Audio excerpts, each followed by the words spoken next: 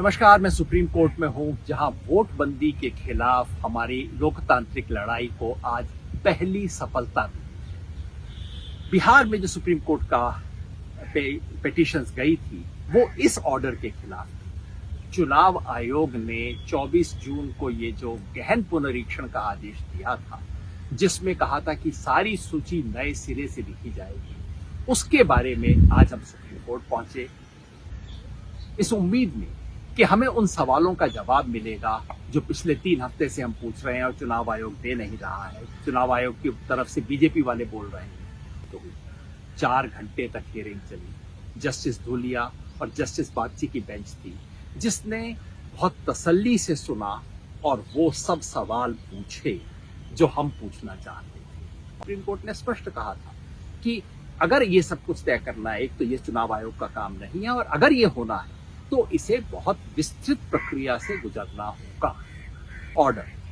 Order में 3 बड़ी बात हो। ऑर्डर में कहा गया है कि ये लोकतंत्र का सबसे बड़ा सवाल है।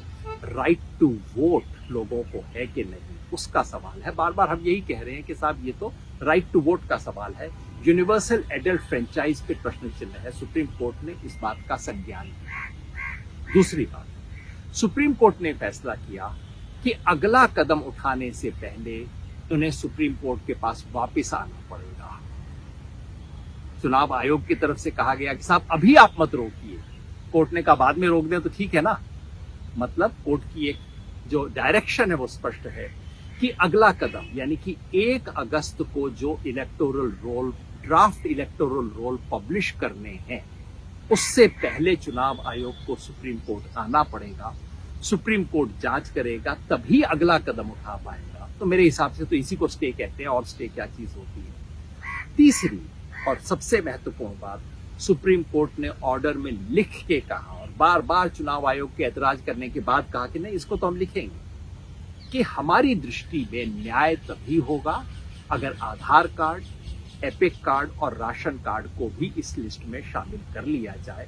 तो स्पष्ट मुद्रा की कोर्ट। इसलिए मैं समझता हूं कि आज इस संघर्ष को पहली सफलता मिली है। अब जो होगा सुप्रीम कोर्ट की निगाह के अंदर होगा, और हमें विश्वास करना चाहिए कि इससे वोटबंदी पर, लोगों का वोट का अधिकार छीनने पर अब ब्रेक लगेगी।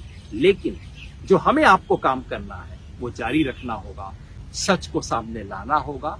सड़क की, संसद की और संविधान की लड़ाई को जोड़ना होगा। शुक्रिया।